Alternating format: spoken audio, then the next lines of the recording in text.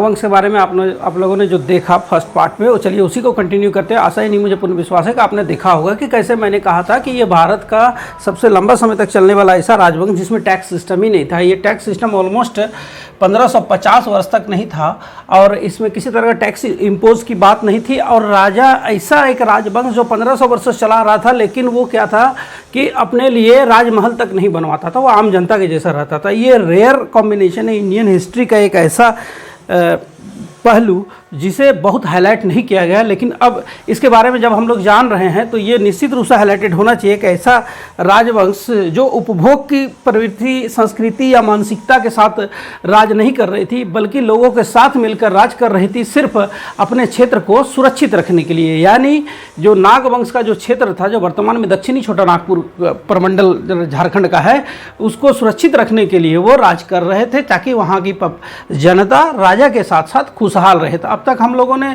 इसको देखा कि कैसे ये नो टैक्स सिस्टम जहांगीर के समय जो इब्राहिम खां के साथ जो युद्ध हुआ था, उसमें नागवंशी राजा दुर्जनशाल अरेस्ट हुए थे और फिर अरेस्ट होने के बाद उसे 12 वर्षों के बाद छोड़ा गया था, जिसमें ये तय क्या हुआ था, ये मानक तय किया गया था कि 6000 रुपये प्रति वर्ष क्या देना होगा, मालगुजारी। मैं यहाँ टैक्स में मालगुजारी शब्द इसीलिए कर रहा हूँ कि मालगुजारी कोई परमानेंट टैक्स सिस्टम नहीं होता है। मालगुजारी परमानेंट टैक्स सिस्टम नहीं है। इसमें क्या है कि राजा दे सकता है, अगर कोई जो इससे मालगुजारी ले रहा है वो लिबरल हो तो नहीं भी देने से काम चल जाता है, ऐसी बात है। तो ये परमानेंट टैक्स सिस्टम नहीं था। अब हम लोग कहाँ पहुँच गए हैं कि यहाँ मालगुजारी की तो बात आ गई। मालगुजारी में आप लोगों ने देखा कि कैसे एक पद सृजित हुआ, जो इसके जो प्रशासनिक व्यवस्था थी उसमें एक पद सृजित हुआ, वो हुआ भूइंहर। ये भूइंहर को जिम्मेदारी क्या दी गई कि उसे मालगुजारी वसूलनी होगी। ठीक है, तो ये टैक्स सिस्टम में, चलिए इसको मिटाते हैं पहले। अब इसमें देख लीजिए क्या हो गया कि भूइंहर, ये जो टैक्स मालगुजारी है, मालगुजारी कौन, मालगुजारी देने की जिम्मेदारी यानी कलेक्ट करने की जिम्मेदारी किसकी हुई, तो भूइंहर, पद सृजित हुआ भूइंहर मानकी। ठीक है, चलिए अब आगे बढ़ते हैं। अब क्या हुआ कि ये आक्रमण हुआ, दुर्जनशाल अरेस्ट हुए, तब पहली बार क्या हुआ कि अब हो रहा है कि हम लोगों ने देखा कि ये क्या हुआ था कि दुर्जनशाल का जो राजधानी था वो कहाँ था, डोईसा या डोईसागढ़। इन्होंने क्या किया कि मुगलों का जो जीवन शैली, जो ग्वालियर के किले में 12 वर्ष रह गए ना, तो वहाँ देखा करे राजा तो एक्सट्रीम लाइफ होता है राजा का। तो दुर्जनशाल क्या कि पहली बार, देखिए इंपॉर्टेंट बात है कि पहली बार नागवंश में पहली बार क्या हो रहा है, ऑलमोस्ट 1550 वर्ष के बाद क्या हो रहा है। देखिए कि अब ये पहली बार बनाया जा रहा है क्या, राजमहल, यानी राजा का घर होगा, और जो मुगल के जो निर्माण शैली थी उससे प्रभावित। तो राजा का पहला, नागवंश में राजा का पहला जो ये तैयार हुआ राजमहल, वो कहाँ तैयार हुआ, तो डोईसा में। इसका नाम था नवरत्नगढ़ का महल। ये क्या था कि नवरत्नगढ़ एरिया था, नवरत्नगढ़ का किला बना और उसी में राजा के लिए बना नवरत्नगढ़ का महल। ये बनवाया कौन, तो ये बनवाया दुर्जनशाल। सारा सवाल है दुर्जनशाल। और ये क्या है कि ये मुगल निर्माण शैली से प्रभावित। नवरत्नगढ़ कहाँ बनेगा, ऑब्वियस है, जो राजधानी था, राजधानी कहाँ था उसका, तो डोईसा या डोईसागढ़। डोईसागढ़ कहाँ, गुमला में स्थित है। चलिए नवरत्नगढ़ का किला, हम लोग यहाँ तक पहुँच गए। यहाँ तक क्या था, देखिए पहली बार ये कब आ रहा है, राजा के मस्तिष्क में उपभोग की जो प्रवृत्ति है, या फिर समझिए कि उपभोग के बारे में सोचा उन्होंने कि मुगल राजा ऐसे रहते हैं। वो ग्वालियर किले में अरेस्ट होने के दौरान उन्होंने देखा कि राजा तो ऐसे रहता है। पहली बार आया कब, तो वो देखिए आ रहा है जब उसको मालगुजारी देना होगा। मालगुजारी देने का मतलब समझ रहे हैं कि टैक्स मिला उसको, यानी जनता से कुछ पैसा मिला। तो जनता से जब पैसा मिलने लगा तो ये 6000 की जगह 10,000 भी उठ सकता है ना, कॉमन सी बात है। तो क्या हुआ कि इसीलिए क्या हुआ कि अब चूंकि राजा के पास कुछ पैसा आया तो उन्होंने क्या करवाया, महल बनवाया अपने लिए। नवरत्नगढ़ का किला बना और उसमें राजा का महल बना, जिसको नवरत्नगढ़ का महल कहा जाता है। ये कहाँ सिचुएटेड है, तो डोईसा गढ़ या डोहिसा में, जो कि गुमला में स्थित है। अब चलिए आगे बढ़ते हैं। इसमें क्या होगा, अब तो यहाँ हो गया मालगुजारी। मैंने पहले कहा कि मालगुजारी रेगुलर पेड नहीं किया जाता। मालगुजारी में क्या है कि जो लेने वाला है अगर वो लिबरल हो तो आप नहीं भी देंगे तो चल जाएगा। ये जमींदारी या जागीरदारी प्रथा से बिल्कुल डिफरेंट है। अभी वो भी आएगा कि कैसे इसमें जमींदारी और जागीरदारी प्रथा भी आ गई। तो चलिए इसको देखते हैं। अब आगे बढ़ते हैं। यहाँ टैक्स सिस्टम चला। अब क्या है कि जहांगीर के बाद क्या हुआ, शाहजहां, अब फिर मुगल में ही अपनों में लड़ाई की चली, अपनों में लड़ने लगे मुगल। आप जानते हैं औरंगजेब औरंगजेब जब वर्चस्व स्थापित करता है तो आप जानते हैं कि औरंगजेब क्या करता है कि औरंगजेब ऑलवेज अटैक किधर कर रहा था। आप गौर करेंगे तो देखेंगे दक्षिण भारत की ओर उसका बहुत जोर था, क्योंकि अकबर के समय ही क्या था कि उत्तर भारत के जो महत्वपूर्ण जगह थे उस पर उसका नियंत्रण हो चुका था। तो वो दक्षिण भारत की ओर बार बार क्या कर रहे थे कि फोकस कर रहे थे। 26-27 साल तक वो दक्षिण भारत में ही फंसे रहे। इसलिए क्या हुआ कि औरंगजेब के समय बहुत हार्ड एंड फास्ट क्या हुआ कि ये जो मालगुजारी वाली व्यवस्था थी ना, हार्ड एंड फास्ट नहीं रह गया। यानी कि आप गौर करें जहांगीर से लेकर औरंगजेब तक में बहुत हार्ड एंड फास्ट नहीं रह गया टैक्स सिस्टम। यानी ये जो मालगुजारी वाली व्यवस्था थी बहुत हार्ड। मैंने पहले कहा है कि मालगुजारी रेगुलर की बात नहीं है। तो यहाँ अब क्या हुआ कि औरंगजेब तक, लेकिन फिर सिनेरियो कब चेंज होता है, जब औरंगजेब की मृत्यु होती है। औरंगजेब की मृत्यु कब होती है आप लोग जानते होंगे, 1707 में। तो औरंगजेब तक कभी मालगुजारी किसी वर्ष दे दिए, किसी वर्ष नहीं दिए, ऐसा चलता रहा। कब, औरंगजेब तक, जहांगीर से औरंगजेब तक मालगुजारी चला, कभी दिए कभी नहीं दिए वाली बात है। मतलब रेगुलर कोई टैक्स सिस्टम नहीं आया। लेकिन हाँ, पहली बार 1627 में नागवंशी क्षेत्र में नागवंशी राजा के निर्देश पर लोगों से कुछ टैक्स जैसा लिया गया ताकि वो मालगुजारी उसको चुकाया जाए। अब हम लोग आगे बढ़ते हैं, इसमें देख लेते हैं क्या। अब औरंगजेब की मृत्यु के बाद क्या चेंज होता है उसको जानना जरूरी है।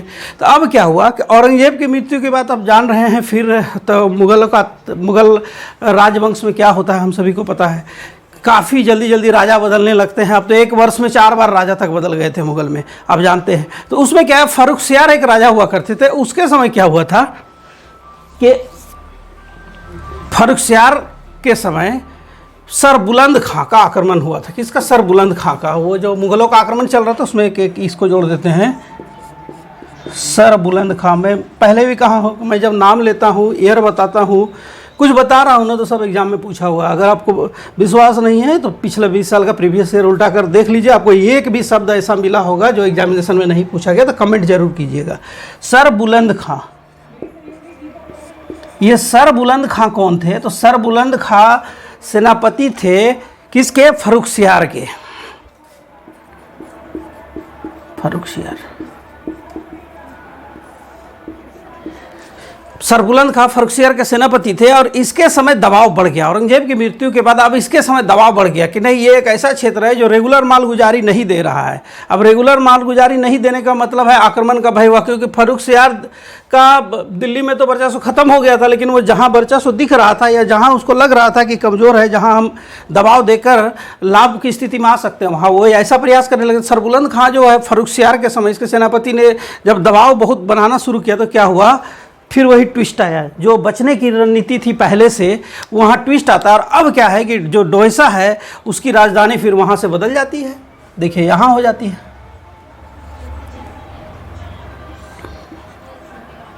लिख दे रहे हैं पालकोट।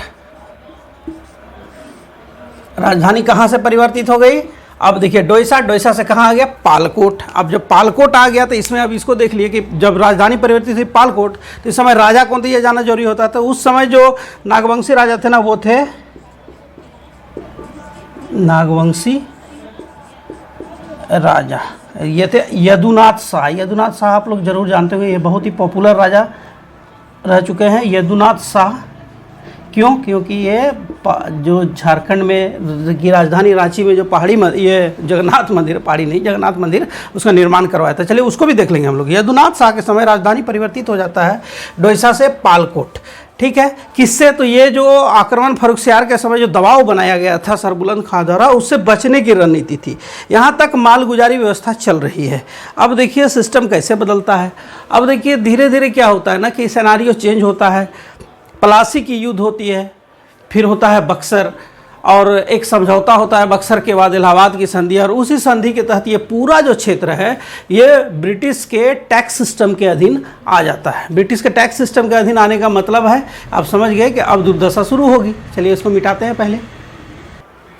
अब तक हम लोगों ने देखा कि कैसे नो टैक्स सिस्टम जो था, ये जो नो टैक्स सिस्टम था, इसमें पहली बार क्या मालगुजारी की बात आई, मालगुजारी की बात आई। और मालगुजारी की जो बात आई कब आई, ये 1627 में। ये पद कौन, भुईहर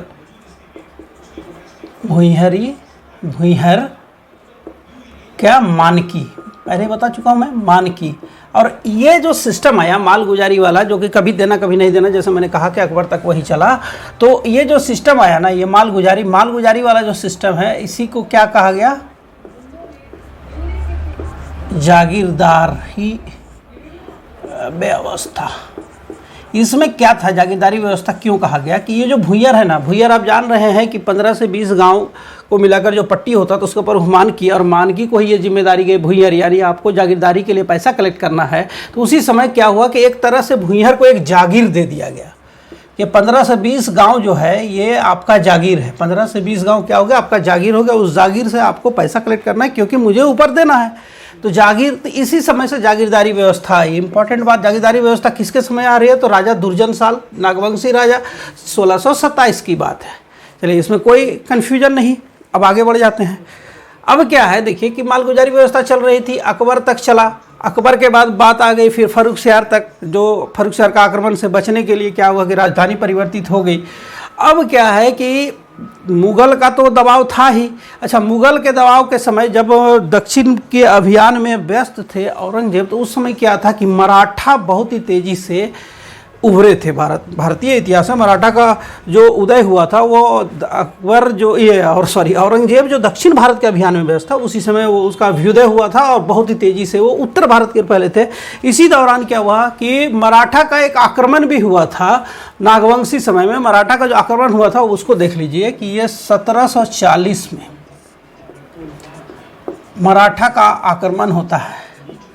इससे पहले हम लोग देख रहे थे कि जो नागवंश है, नागवंश में कोई आक्रमण वगैरह नहीं हो रहा है। एक ही बार जो आक्रमण हुआ जिसमें कि दुर्जन साल अरेस्ट हो गए, वो एक बड़ा आक्रमण था। इससे पहले क्या था कि नागवंश में डायरेक्ट आक्रमण का बहुत कम था। जब भी आक्रमण की संभावना होती थी, क्या करते थे, स्ट्रैटेजिकली अपनी राजधानी परिवर्तित कर लेते, जो मैप में आपको विजुअल हो रहा है।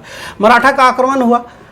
इस आक्रमण में क्या था कि मराठा को इंटरेस्ट इस क्षेत्र में नहीं था, इसलिए यह आक्रमण हुआ। और एक तरह से होता है ना कि आया और गया वाली बात हो गई है मराठा का आक्रमण। लेकिन बदलाव कब आने लगता है, देखिए कि बदलाव आने का कारण क्या होगा उसको पहले गौर करते हैं हम लोग। तो इसमें क्या है कि देखिए जब बालाकोट अब हो गया ब्रिटिश का वर्चस्व, ब्रिटिश जो है अब वर्चस्व में आ गए। तो ब्रिटिश जब वर्चस्व में आ गए तो यहाँ क्या होता है कि राजधानी परिवर्तन की बात आती है। तो एक राजधानी परिवर्तन पहले बता दे रहे हैं, और जो ये अंतिम राजधानी परिवर्तित होगा और ये होगा, देखिए यहाँ चलिए ये है, ये राजधानी परिवर्तित जो हो रहा है ये कहाँ है, चलिए यहाँ लिख देते हैं। ये है रातूगढ़, ये रांची में ही अवस्थित है रातूगढ़। यह रातूगढ़, यहाँ रातू का किला भी बना हुआ है रातूगढ़, ठीक है। रातूगढ़ ये जो है ये अंतिम राजधानी बनती है। ये क्या है कि अंतिम राजधानी बनती है। और ये राजधानी जो है इस बदला किसे, तो इसे बदला जगन्नाथ सहदेव ने। चलिए ये जगन्नाथ सहदेव ने ये राजधानी कहाँ से परिवर्तित किया था, पालकोट से रातूगढ़। इस तरह हम लोगों ने मैप के माध्यम से इसके राजधानी परिवर्तन को भी समझा। ऐसा राजधानी परिवर्तन के लिए मैंने बता दिया कि उसको देख लीजिएगा आप। राजधानी परिवर्तन के लिए मैं एक डाल दे रहा हूँ उसका थंबनेल, और साथ में आई लिंक भी बटन, आपको देखकर ही समझ में आ जाएगा कि बहुत इंटरेस्टिंग वे से मैंने टेबल बनाकर राजधानी परिवर्तन को समझाया, उसके कारणों को समझाया, राजा और कब हुई है, ये सारे मैप के माध्यम से। बहुत इंटरेस्टिंग है, उसको जरूर देख लीजिएगा। चलिए अब आगे बात करते हैं हम लोग। अब हम लोग कहाँ पहुँच गए, तो हम लोग पहुँच गए कि ब्रिटिश का दबाव अब बढ़ गया। अब ब्रिटिश का दबाव देखिए क्या होता है कि ब्रिटिश का दबाव देखिए जो बढ़ रहा है। तो अब तो ये है नागवंश का क्षेत्र। अब नागवंश के क्षेत्र में सबसे पहले देखिए जो ब्रिटिश जो बक्सर की लड़ाई, और उसके बाद क्या होता है कि ये जो संथाल परगना क्षेत्र होता है, ये बंगाल का क्षेत्र होता है, यहाँ उसका अधिकार मान लीजिए यहाँ ये है, यहाँ तो इसको कर लीजिए। तो ये बंगाल का जो क्षेत्र है, इसमें क्या हुआ कि देखिए पहले तो ये जो सिराजुद्दौला के साथ प्लासी की लड़ाई होती है उसमें वर्चस्व स्थापित, फिर बक्सर की लड़ाई, और बक्सर की लड़ाई के बाद ही संधि हुई, और संधि के बाद ये क्या हुआ कि इसका जो दीवानी अधिकार है यानी टैक्स कलेक्शन की जिम्मेदारी किसको मिल गई? ईस्ट इंडिया कंपनी EIC को। कहाँ? तो देखिए यहाँ तक तो पहुँच ही गए ना, यानी यहाँ तक अगर पहुँच गए तो आप सिंह वंश तक, नागवंश की जो राजधानी ये है क्षेत्र है वहाँ तक पहुँच गए। अब यहाँ क्या हुआ कि ये अधिकार मिल गया। अब ये जो अधिकार मिला ना, तो ये अधिकार मिलने का मतलब है कि उसको पूरा जो उस समय के जो मुगलों का वर्चस्व वाला क्षेत्र था बंगाल और बिहार का समूचा में मिला था, यानी ये पूरे क्षेत्र में मिला था। लेकिन मैं मैप में ये दिखा रहा हूँ कि देखिए यहाँ तक वो डायरेक्ट पहुँच गए। अब क्या होता है और कैसे ये दबाव में आते हैं इसको देखना है। तो इसमें देखिए ये पलामू जो है, यहाँ चेरो राजवंश, ये है 1771। ईस्ट इंडिया कंपनी प्रत्यक्ष रूप से पलामू पे अपना अधिकार कर लेती है। यहाँ क्या होता है कि इसका जो नायक होता है, उस नायक का नाम जानना जरूरी है, वो है जैकब कैमक।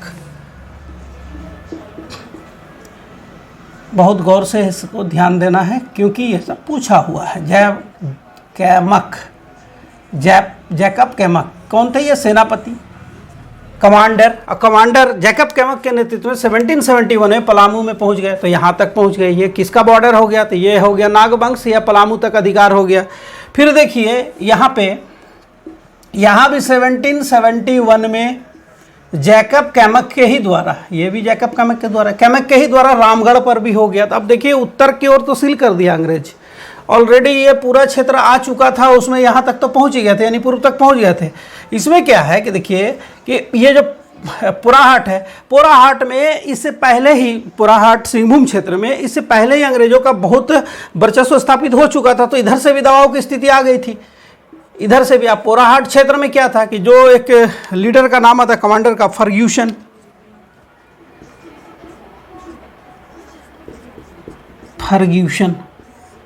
ये कमांडर हुआ करता था जो पोराहाट, मतलब उसके दक्षिण क्षेत्र पर भी उसका अधिकार हो गया था। यहाँ पे अच्छा यहाँ एक गलती हो गया, ये जो रामगढ़ में हुआ था ना 73 में हुआ था। ये जो पलामू बेल्ट में जैकब जो कैमक है, जो कैसे जो चेरो वंश है उसको तहस नहस किया था और अपना वर्चस्व स्थापित किया था, उसके अंदरूनी राजनीति में हस्तक्षेप किया था। इससे क्या था कि जो नागवंशी राजा उस समय थे दर्पनाथ शाह, वो भयभीत हो गए। और दर्पनाथ शाह 1771 में क्या करते हैं देखिए, दर्पनाथ शाह, इसके साथ कई सवाल जुड़ जाएंगे। पहला हो गया कि दर्पनाथ शाह के समय ईस्ट इंडिया कंपनी आता है।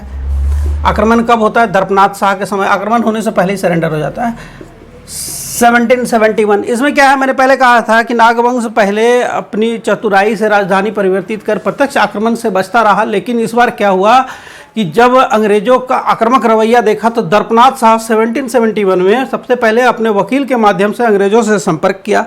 उससे संपर्क साधने के बाद जब अंग्रेजों द्वारा यह कहा गया कि नहीं, राजा को उससे मिलना होगा, तो फिर क्या कहता, 1771 में दर्पनाथ शाह पलामू किला में जाकर अंग्रेजों से मिलते हैं। पलामू किला में जाकर अंग्रेजों से मिलते हैं। और अंग्रेजों में से किससे मिलेंगे आप जानते हैं? पलामू में कौन वर्चस्व कमांडर कौन था? जैकब कैमक। अब यहाँ जो मिल लिए तो यहाँ क्या हुआ कि अंग्रेजों का आक्रमण का डर खत्म हो गया। यह हो गया कि नहीं है, स्वतः नागवंश क्षेत्र अंग्रेजों के अधीन आ गया। कब? 1771 में। फिर 1773 में रामगढ़ भी आ जाता। तो इस तरह हम लोग देखेंगे कि अंग्रेजों का वर्चस्व स्थापित हो गया। अब अंग्रेजों का वर्चस्व स्थापित हुआ 1765 में, ऑलरेडी दीवानी मिल गया था, तो अब तो टैक्स तो देना ही होगा। और अब यहाँ टैक्स का खेल शुरू हुआ। इससे पहले मालगुजारी थी। मालगुजारी मैंने बताया था कि वो रेगुलर दिया भी जाता, नहीं भी दिया। अगर राजा लिबरल हो तो नहीं भी देने से काम चल जाता। लेकिन टैक्स में कोई उपाय नहीं है। अब टैक्स में जब कोई उपाय नहीं है तो क्या हुआ कि इससे पहले क्या चल रही है? जागीरदारी व्यवस्था।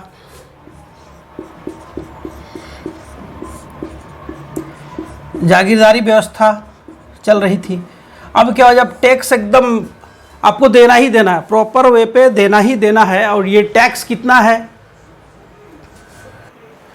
12,000 रुपया प्रति वर्ष देना था। अब किसको? ईस्ट इंडिया कंपनी को देना था। किसे? नागवंश को। अब 12,000 रुपया टैक्स, चलिए यहाँ लिखते हैं टैक्स अब कितना देना है? 12,000 प्रति वर्ष ईस्ट इंडिया कंपनी को, नागवंश को चुकाना है टैक्स। अब क्या है, अब टैक्स चुकाना है और टैक्स ज़्यादा हो गया तो आखिर हो तो हो कैसे? तो इसमें क्या था कि चूंकि दीवानी व्यवस्था लागू हो गए थे, अब जानते हैं कि वो ब्रिटिश जो है वो टैक्स को लेकर किसी भी तरह की छूट के मूड में नहीं थे। तो इसमें क्या था कि अब बहुत मजबूरी हो गई थी कि ये टैक्स चुकाया जाए। अब टैक्स इतना कैसे चुकाया जाए, तो यहाँ क्या हुआ, जमींदारी प्रथा शुरू हुई।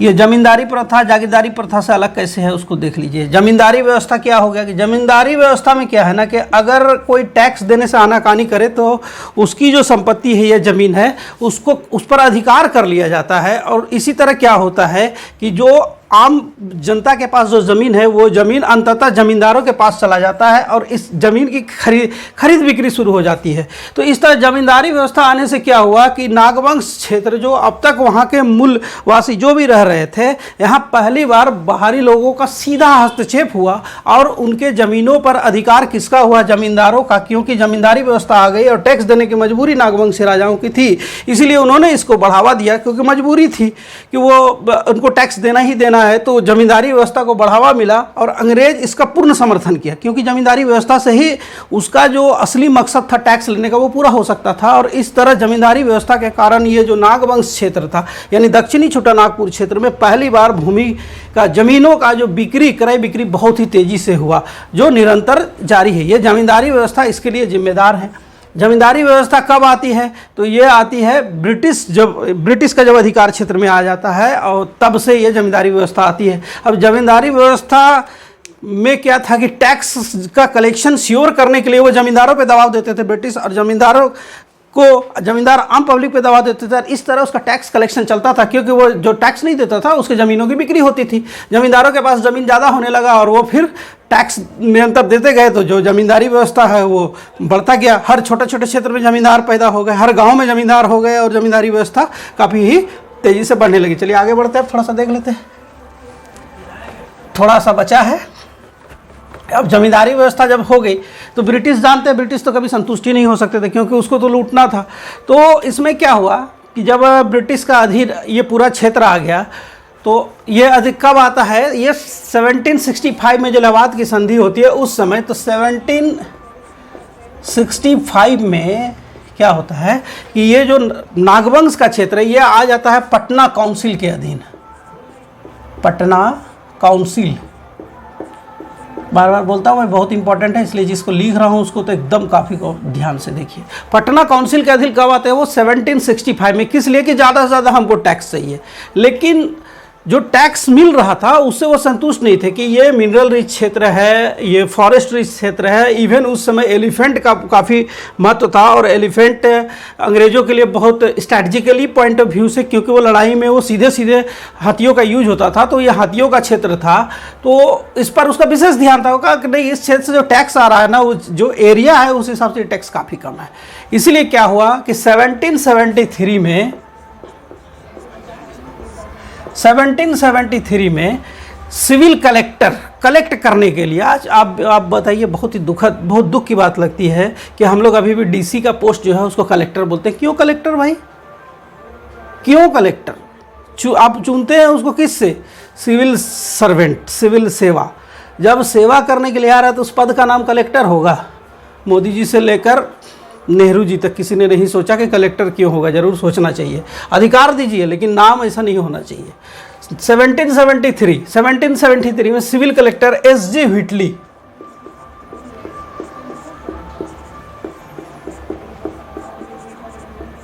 एस.जे. व्हिटली ये कौन बने? Civil collector.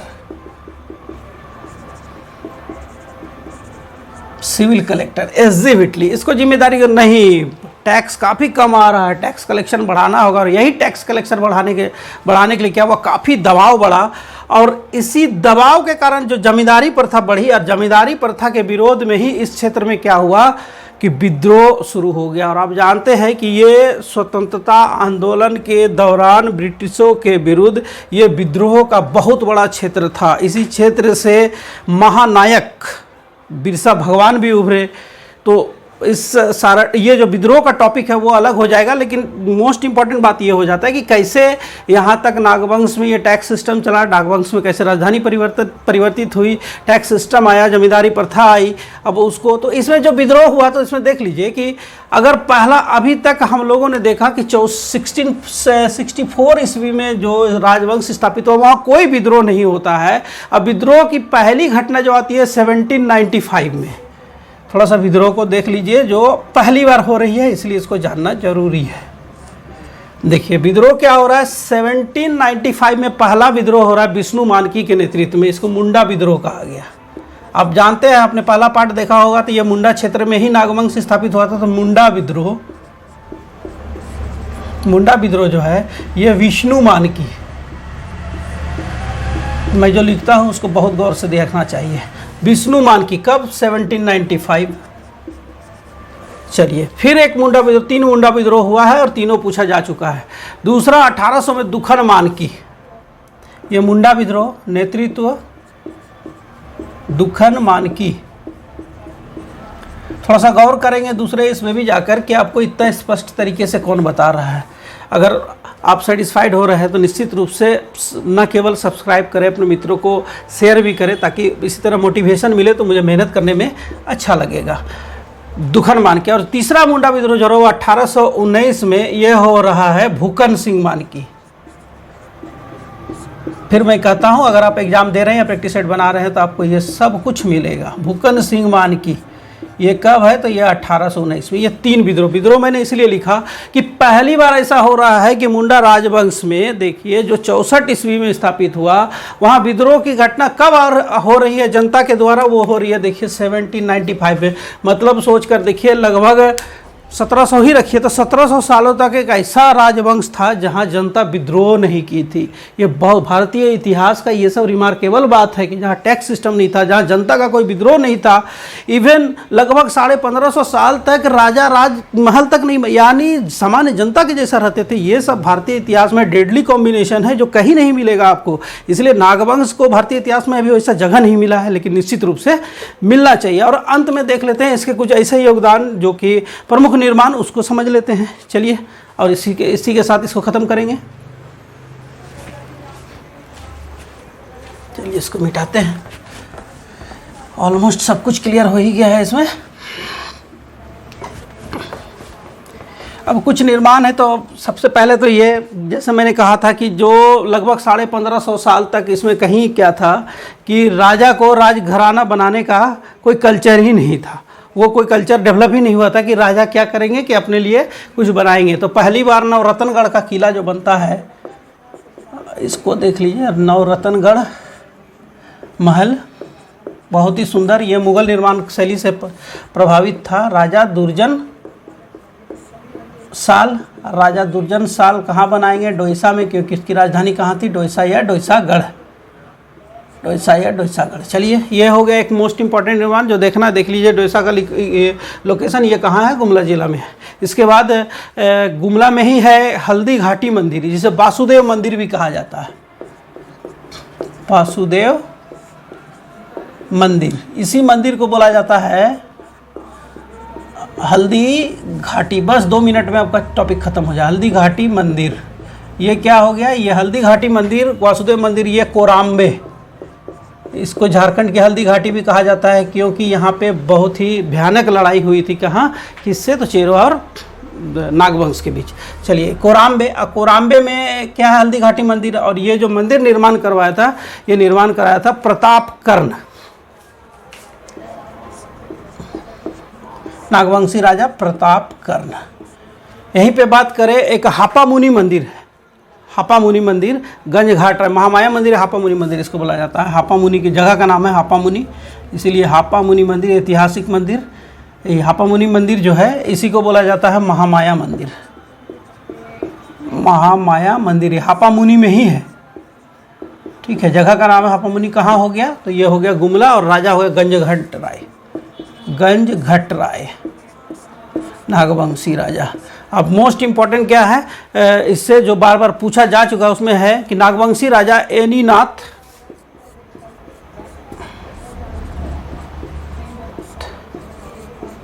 ये एनीनाथ शाह के समय 3 निर्माण है, तीनों निर्माण जान लीजिए।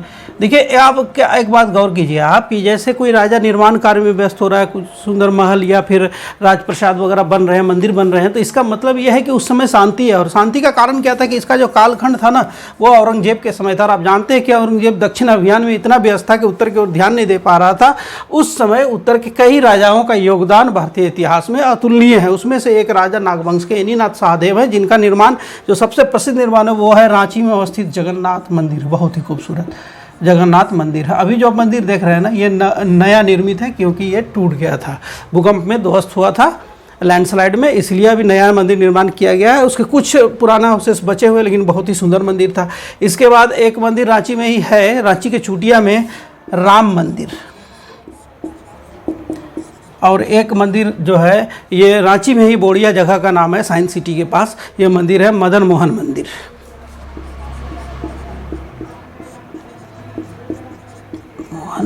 मंदिर। ये टॉपिक इसी के साथ कंप्लीट होता है। इसमें जो भी इम्पोर्टेंट फैक्ट है नागवंश से जुड़ा हुआ लगभग सभी चीज़ों को शामिल किया गया है। आशा ही नहीं, मुझे पूर्ण विश्वास है कि आप लोगों को ये टॉपिक निश्चित रूप से बहुत अच्छा लगा होगा। ये बहुत ही अच्छा इन्फॉर्मेशन का नागवंश के बारे में बहुत अच्छा इन्फॉर्मेशन जो मैंने कलेक्ट करके डिफरेंट बुक्स और सोर्सेज से कलेक्ट करके मैं आप लोगों को बताया। तो इसमें मेरा रिक्वेस्ट होगा कि बहुत मेहनत किए हैं, इसलिए आप इसको ध्यान से देखिए और लाइक कीजिए, शेयर कीजिए, अपने मित्रों से शेयर कीजिए, सब्सक्राइब कीजिए, तो मुझे बहुत अच्छा लगेगा। Thank you for watching.